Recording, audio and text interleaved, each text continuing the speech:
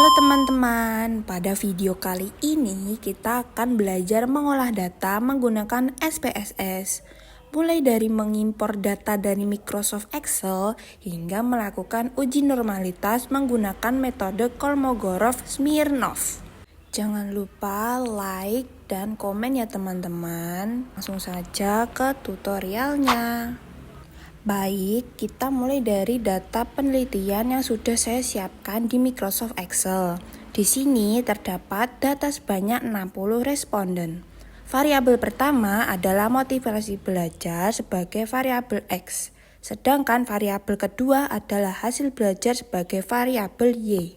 Pastikan setiap responden berada pada satu baris dan setiap variabel memiliki nama kolom. Hal ini penting agar SPSS dapat membaca data dengan benar. Jika data sudah siap, kita lanjutkan ke SPSS. Oh iya, aku pakai SPSS yang versi ini ya teman-teman. Pastikan kalian sudah mengcopy paste data Microsoft Excel tadi ya. Lalu pindahkan data ke SPSS. Pindah bagian data view ya, yang ada di pojok kiri bawah. Lalu data yang sudah di-copy, pindahkan di sini. Nah, datanya sudah muncul nih, tapi masih berbentuk desimal. Nanti kita rubah di variabel view, di pojok kiri bawah sebelah data view tadi ya. Di variabel view, kita dapat melihat pengaturan dari setiap variabel yang digunakan dalam penelitian. Variabel pertama adalah motivasi belajar, sedangkan variabel kedua adalah hasil belajar. Pada kolom name, terlihat nama masing-masing variabel. Kolom type menunjukkan bahwa kedua variabel menggunakan tipe data numerik, karena data yang diolah berupa angka.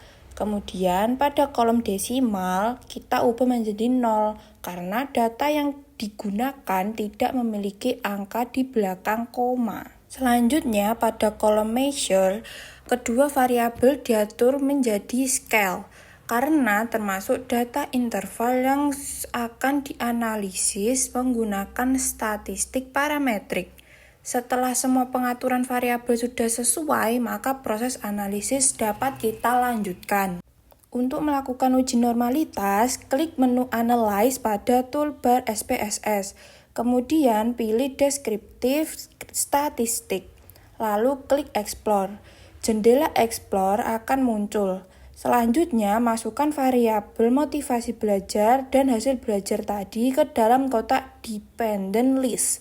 Karena penelitian ini hanya bertujuan menguji normalitas seluruh data. Kolom faktor list dikosongkan ya. Selanjutnya, klik tombol plots pada bagian deskriptif. Biarkan pengaturan tetap seperti semula. Kemudian centang pilihan normality plots with test agar SPSS menampilkan hasil uji normalitas. Setelah itu, klik continue lalu klik OK. Untuk menjalankan analisis, SPSS akan memproses data dan menampilkan output hasil uji normalitas pada lembar output viewer. Selanjutnya, kita fokus pada tabel Test of Normality. Karena jumlah responden dalam penelitian ini adalah 60 responden, maka hasil yang digunakan sebagai acuan adalah Kolmogorov-Smirnov. Perhatikan kolom SIG.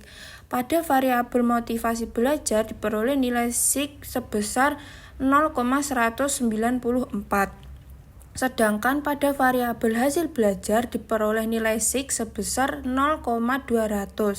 Dasar pengambilan keputusan pada uji normalitas adalah apabila nilai SIG lebih besar dari 0,05, maka data dinyatakan berdistribusi normal.